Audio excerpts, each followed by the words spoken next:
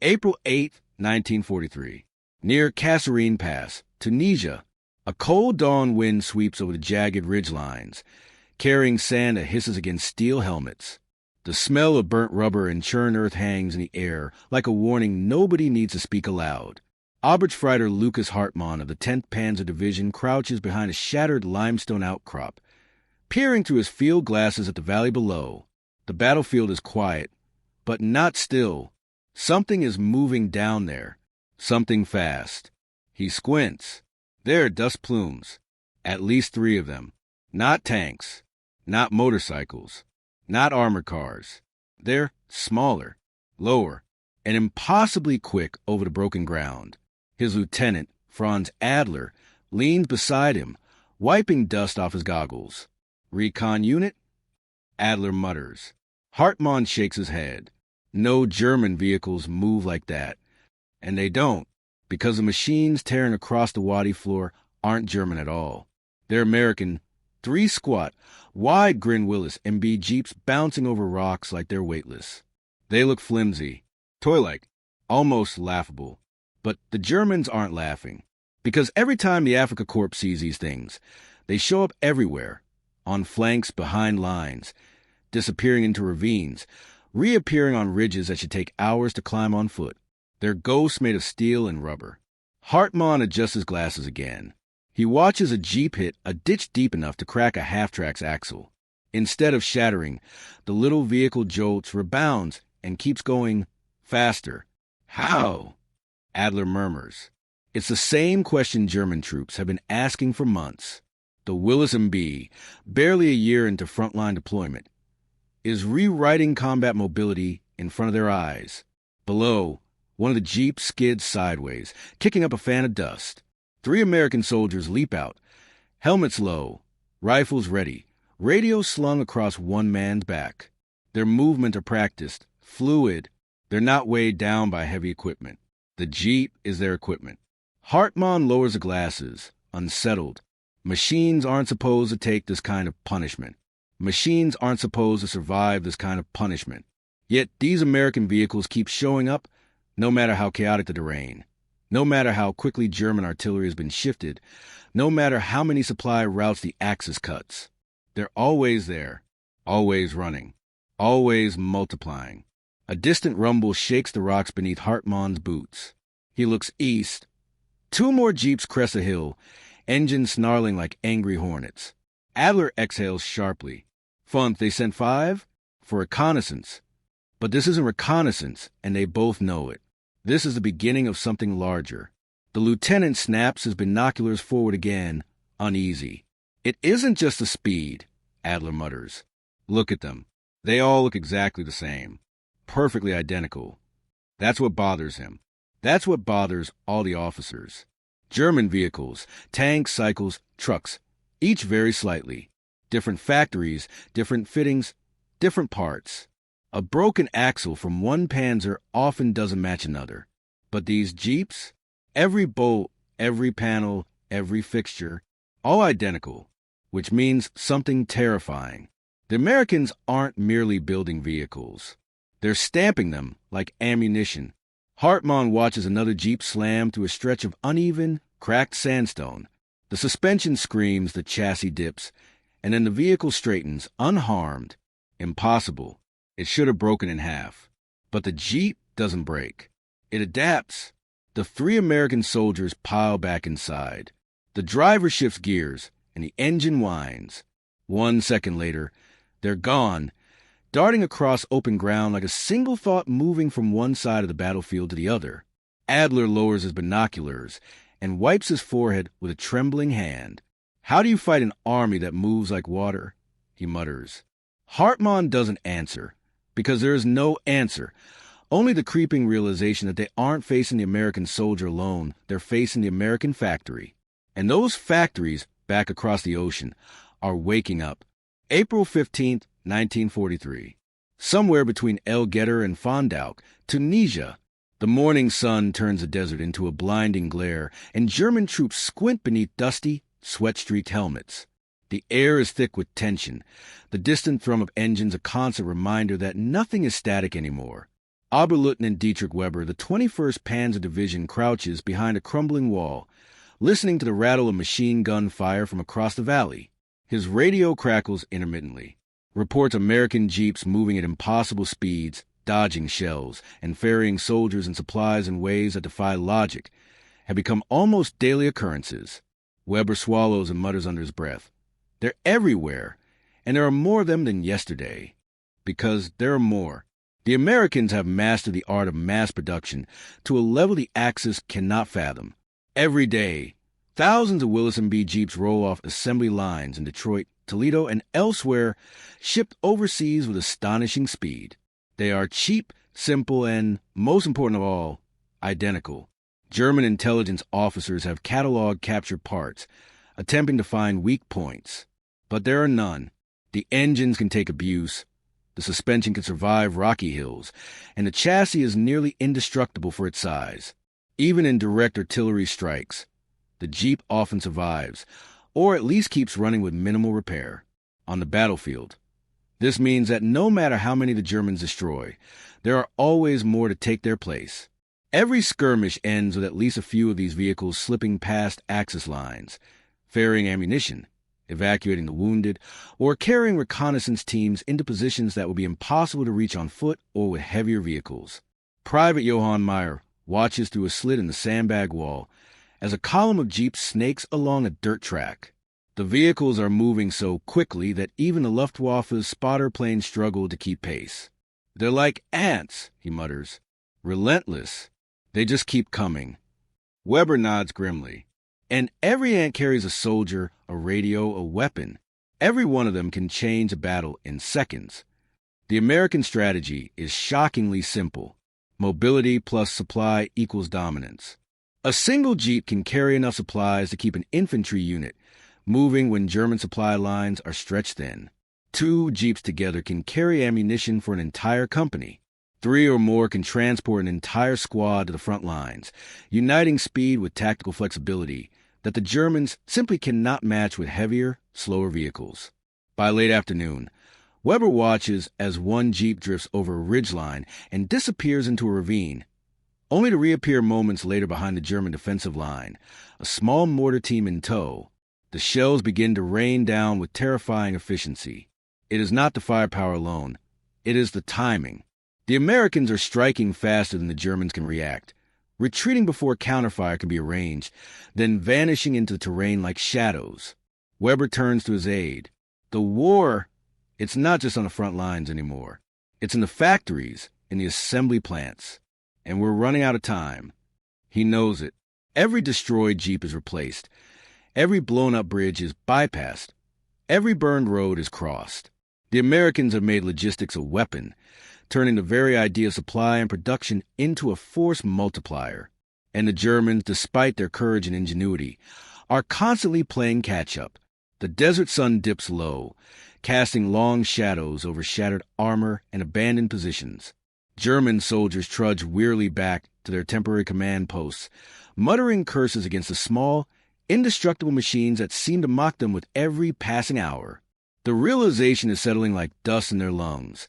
No single engagement, no single defensive line can stop the Jeep. Each vehicle represents not just an American soldier, but an entire network production, planning, and strategy that stretches thousands of miles back to the factories of Detroit. And every day more are coming. May 2nd, 1943. Wadi Akrit, Tunisia. The wind is sharp against the neck, carrying the scent of scorched earth and gunpowder. Unteroffizier Klaus Berger squints over the ridge, his binoculars locked on a line of advancing American jeeps. His hands shake, not with fear exactly, but with disbelief. A single jeep hits a patch of jagged rocks. Berger expects the suspension to crumple, tires to burst, maybe even a frame to snap. Instead, the vehicle bounces, tilts, and continues forward as though the terrain itself were part of the machine. The driver, a young corporal with a dust-caked helmet, doesn't flinch. Behind him, a radio operator adjusts his microphone, while a rifleman leans out to cover their flank. Berger grits his teeth. Unbelievable, he mutters. How do they keep coming? He is not alone. German soldiers across the wadi share the same stunned silence. Reports are coming over the past month. Stories of Jeeps plowing through minefields, climbing hills that should be impassable, ferrying wounded soldiers and supplies with a speed that makes traditional logistics look archaic. Adjutant Lieutenant Eric Brandt rides up on a motorcycle, dust trailing behind him. Another Jeep column spotted. East Ridge, he calls. They're heading toward our artillery positions. I don't know how many, but they're fast, too fast. The Germans scramble to reposition their guns, but the Jeeps are already too close. They strike and vanish before the gunners can even adjust. Berger watches helplessly as one Jeep swerves behind their lines. Soldiers dismount and set up a light mortar. Within minutes, shells explode near the German positions. And just as quickly, the Jeep and its crew vanish into folds of the desert, leaving chaos in their wake. By nightfall, the soldiers gather around small fires, whispering about the machines that seem to defy both logic and physics. Hartmann, the reconnaissance veteran, shakes his head. I've fought tanks, armored cars, even Panzer divisions, he says, voice low. But nothing moves like that. Nothing survives like that. It's inhuman. What terrifies the German troops most is not just the Jeep's durability. It's its ubiquity. Wherever a soldier looks, there is evidence of American mobility. Supply lines that should have been cut are still operational, medics arriving to evacuate the wounded, radio operators maintaining constant contact with advancing units. The Jeeps tie the battlefield together in a way that Germans cannot anticipate or disrupt. One young private, barely 17, says quietly, "It's like they could be anywhere at once, like they're already behind us before we even see them." Brandt nods grimly. He knows the truth of it. The Jeep is more than just a vehicle. It is a symbol of American industrial might, a rolling manifestation of the logistical supremacy that keeps their army moving faster than the Germans can react. As the desert night swallows the battlefield, German officers pore over maps, trying to predict where the next Jeep column will strike. Each man feels the growing weight of realization. Their standard tactics, their heavy artillery, even their Panzer divisions, they are being outmaneuvered, outpaced, and outproduced by a small, four-wheeled machine. And somewhere across the Atlantic, in factories humming day and night, thousands more are being built, each identical to the last, each one ready to reach the front lines and perform feats that seem impossible until they are witnessed firsthand. June 10th, 1943. Hills near Gafsa, Tunisia. The sun has burned the morning haze away, leaving the desert exposed in harsh light. Dust curls along the dry riverbeds as Oberstreiter Hartmann leans against a crumbling bunker, nursing a cup of lukewarm coffee. Around him, the remnants of his platoon shuffle silently, each soldier nursing a mix of exhaustion and awe. Today, they had witnessed it again. Another Jeep column tearing across terrain that should have been impassable. One vehicle had fallen into a shallow ravine, yet somehow climbed back on the track, engine still purring, tires intact. Its driver, a young American sergeant, waved his comrades and continued, oblivious to the astonished Germans watching from above. Lieutenant Adler mutters, "I've seen half-track stall on less. Even tanks lose tracks in terrain like this. And yet, nothing stops them. The secret of the Jeep's resilience is deceptively simple. Soldiers and mechanics back in the U.S. designed the Willys MB with ruggedness in mind. A lightweight chassis, minimal bodywork, and high ground clearance make it shock absorbent. The engine is small but powerful, easy to repair with basic tools. Parts are standardized. A wheel from one Jeep fits perfectly onto another, a rarity in German machinery of comparable class." Hartmann shakes his head. "It's like they designed it to survive everything we throw at it." Adler nods, glancing down the slope at another Jeep weaving across broken terrain. "And the Americans, they don't even slow down to fix it. It's patch it, go move, move, move." They're relentless. What the Germans do not yet fully understand is that this relentless mobility is not just about survival. It is tactical supremacy. A single Jeep can transport troops quickly to weak points, evacuate casualties faster than a horse-drawn ambulance, and even carry light artillery or mortars into positions that were once thought unreachable. Every broken road, every crater, every ridge, nothing stops them for long. Private Meyer, still shaken from the morning skirmish, mutters to his friend. It's like they've got 100 lives and 100 more Jeeps waiting to replace them.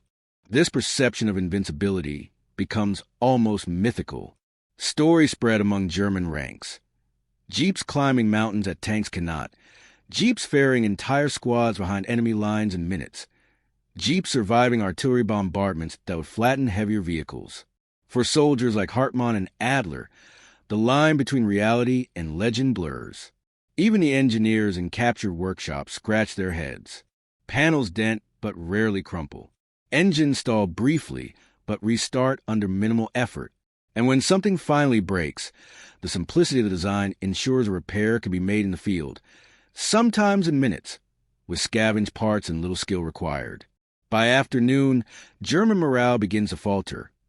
Not because of enemy numbers, not because of courage or tactics, but because of sheer mechanical inevitability. The Jeep represents a type of warfare Germany cannot counter with traditional firepower alone. Every skirmish reinforces the same lesson. The Americans have built more than vehicles. They have built a battlefield force that is inexhaustible, flexible, and terrifyingly resilient.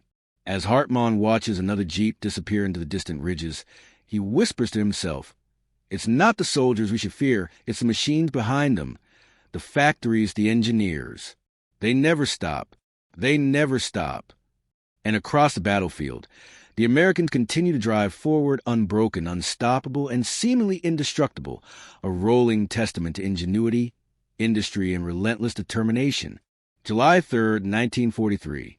Near Medellin, Tunisia, the heat is oppressive, baking the earth into a cracked mosaic. German soldiers, already weary from weeks of skirmishes, march in silence behind armored positions. There's a tension in the air, a subtle but persistent dread that has settled like a weight on every officer and enlisted man alike. Oberstfreiter Lucas Hartmann notices it first. The way men glance nervously toward distant dust clouds, the quickening of their pace when the rumble of engines rolls over the ridges. Every Jeep sighting seems to gnaw at them more than any artillery barrage or tank assault ever could. "Another one," mutters Underoffizier Berger, pointing toward a narrow valley where a lone Jeep emerges, engine humming, headlights catching the glaring sun. It's not just a machine itself. It's the implication. That Jeep could be scouting, supplying, or carrying reinforcements. Its presence means the Americans are already steps ahead. The soldiers no longer worry simply about bullets or shells. They worry about speed, coordination, and inevitability. Lieutenant Franz Adler wipes his forehead, voice tight with frustration. "We fight what we can see, but this we cannot see, and yet it is always there." Psychological warfare, whether intended or not, is being waged by the very design of the Jeep. German soldiers begin to hesitate, second-guess, overthink. Orders are delayed as officers struggle to anticipate movements that seem instantaneous. Positions once considered defensible feel exposed. Every terrain feature becomes a potential ambush site. Hartmann recalls the earlier morning when 3 Jeeps had appeared seemingly from nowhere, racing across dunes to flank a German artillery position. By the time his unit had repositioned, the Jeeps were gone, leaving devastation behind. No casualties, yet morale was shattered. The Germans cannot comprehend the sheer efficiency and adaptability of these small machines. "Do you ever think they sleep?" Private Meyer asks, voice barely audible. "Or do the Jeeps just keep coming while we rest?" Adler shakes his head. "It's not the men you should fear. It's the system. It's the factories, the mechanics, the endless supply. 1 Jeep falls, 10 more already on their way." The myth of invincibility grows in every whispered conversation along the lines. Even the most seasoned NCOs begin to treat the Jeep as if it were a predatory animal, something that senses weakness, adapts, and strikes before the Germans have a chance to respond. By dusk, the German camp is quiet. Soldiers sit in the shadows of destroyed bunkers, boots dusty, helmets tilted over weary eyes. They speak little of battle plans and more of the machines that seem to haunt every ridge, every valley, every road. The Willys MB Jeep has become more than just a vehicle. It has become a symbol of inevitability, an embodiment of a force that they cannot contain, outthink, or destroy. And far beyond the battlefield, the factories in the United States keep churning. Every assembly line hums with singular, relentless purpose, produce, supply, and replace. For every Jeep lost in Tunisia, 10 more are ready to take its place. As night falls, the soldiers stare at distant silhouettes and whisper to themselves in disbelief. The battle isn't over. It is just beginning. And somewhere on the horizon, more Jeeps are already coming. August 1st, 1943. The Mareth Line, Tunisia. Dawn breaks over jagged ridges, casting long shadows across the German defensive positions. Oberleutnant Dietrich Weber inspects his maps, eyes narrowing as he traces the move of reports coming in from scouts. Each entry shows the same pattern. Jeeps appear where they shouldn't, move faster than anticipated, and vanish before counterattacks can reach them. Weber lets out a slow breath. It's not just speed, he mutters to his aide. It's coordination. Every unit moves like a single organism. The Americans had mastered what the Germans could not: integrated mobility. Jeeps weren't merely transport. They were command centers, supply carriers, and rapid strike platforms all in one. A single Jeep could relay messages across the front, bringing artillery fire to a target faster than the Germans could reposition. Several in tandem could flank entrenched positions, carry engineers to bridge destroyed roads, or ferry supplies and ammunition that allowed infantry to maintain momentum where traditional logistics would have faltered. From a distance, the desert seems calm, but closer, German soldiers witness chaos unfolding in real time. A Jeep column appears over a ridge, delivering a squad equipped with light mortars and machine guns. Within minutes, trenches that were previously secure are being harassed, shells landing with terrifying precision. Then, just as quickly, the Jeeps vanish behind sand dunes, leaving German troops scrambling to respond. Private Meyer leans on his rifle, watching the maneuver unfold. "They're everywhere," he mutters. "No matter what we do, they're already ahead." Adler steps forward, hand on his brow, voice tight with frustration. It's not the individual soldiers. It's mobility itself. They've turned every inch of the battlefield into a highway, and every highway carries death, supplies, or reinforcements. Hartmann, who has seen more engagements than most, nods grimly. We face tanks, artillery, even Luftwaffe strikes. But the Jeep doesn't need all that. It just moves. Fast. Everywhere. Always. For the Americans, this mobility translates into strategic advantage. They can exploit gaps in the German line almost instantly. They can rotate forces along the front without exhausting men or equipment. They can create the illusion of force concentration where there is none, because the speed of movement allows a few Jeeps to appear like an entire battalion. By midday, Weber observes another maneuver that drives the lesson home. Jeeps ferrying supplies bypass a destroyed road, while others ferry wounded soldiers back to field hospitals. A single squad in Jeeps reinforces a weak point, turning a near collapse into a momentary stalemate. Every action is swift, efficient, and decisive. The German officers grow silent, realizing the depth of what they face. It is not brute force that will win this war. It is adaptability, logistics, and unyielding mobility. And the Willys MB Jeep embodies all three. As the sun begins to drop, casting long orange shadows across the desert, Weber closes his maps. The day has been lost, not necessarily to men or tanks, but to the relentless, unstoppable tide of small, four-wheel machines that the Germans cannot destroy, cannot outmaneuver, and cannot outproduce. For every Jeep destroyed, more are already rolling into position. And the soldiers who survived each encounter know, with creeping certainty, that the war is changing. The battlefield belongs not only to those who fight it, but to those who can move across it faster, farther, and more relentlessly than anyone else. September 12, 1943. Southern Tunisia, near the Cap-Bon Peninsula. The air is thick with the scent of salt and dust as German units retreat toward dwindling defensive lines. Oberstreiter Hartmann trudges through the scorched earth, boots heavy with exhaustion. Behind him, Lieutenant Adler counts the remaining men of the battalion, each one tired, sunburned, and silently haunted by the memory of a small, unassuming vehicle that seems to have outsmarted them at every turn. Earlier that morning, a Jeep column had appeared over a ridge, ferrying an American infantry squad and a supply cache that included ammunition, water, and medical kits.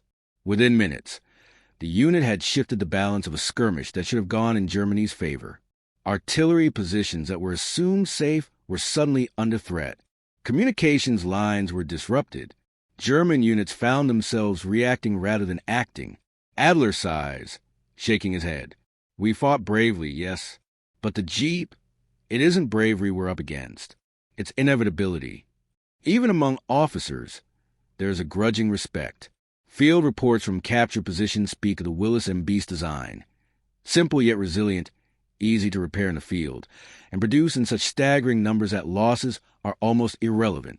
Unlike German vehicles, which require specialized parts, meticulous maintenance, and factory-specific repairs, the Jeep thrives in the chaos of combat. Private Meyer looks up at Hartmann. Do you think we'll ever stop seeing them? Hartmann doesn't answer immediately. He watches as two Jeeps appear in the distance, kicking up clouds of sand, soldiers inside moving with practiced precision. They climb a hill that a German half-track would never attempt, drop their cargo, and vanish just as quickly as they arrived. No, he finally says. No, I don't think we will. The Willys MB Jeep had become more than a vehicle. It was a symbol of American ingenuity, a testament to industrial power, and a tool that redefined a battlefield. For the Germans, it was a psychological weapon as much as a physical one. The Jeep's speed, durability, and simplicity forced Axis forces to adapt continuously, to chase shadows, and question the effectiveness of their own equipment and tactics. In the broader scope of the war, the Jeep's presence ensured that Allied forces could maneuver with unprecedented flexibility, respond quickly to threats, and sustain operations over difficult terrain where heavier vehicles would falter. It was a linchpin in campaigns across North Africa, and its influence would ripple through Europe as the Allies pushed forward. As Hartmann and his men retreat further, the distant rumble of engines persists. Somewhere beyond the horizon, more Jeeps are moving, more soldiers being transported, more supply lines sustained. The Germans cannot destroy them all, and each encounter reinforces the same truth. The American Jeep is not just a tool of war. It is a force multiplier, a lifeline, and, in the eyes of those who faced it, virtually indestructible. Even after the battlefield's quiet and the war eventually moves on, the legend of the Jeep endures, etched into the memories of those who saw it, captured in reports, and immortalized in the history of mechanized warfare. Small, unassuming, yet unstoppable, it becomes a symbol of what determination, ingenuity, and industrial might can achieve when combined. For the German soldiers who witness it firsthand, the lesson is indelible. No matter how skilled, brave, or disciplined they were, sometimes the enemy's strength lies not in numbers or firepower, but in mobility, simplicity, and the relentless capacity to endure.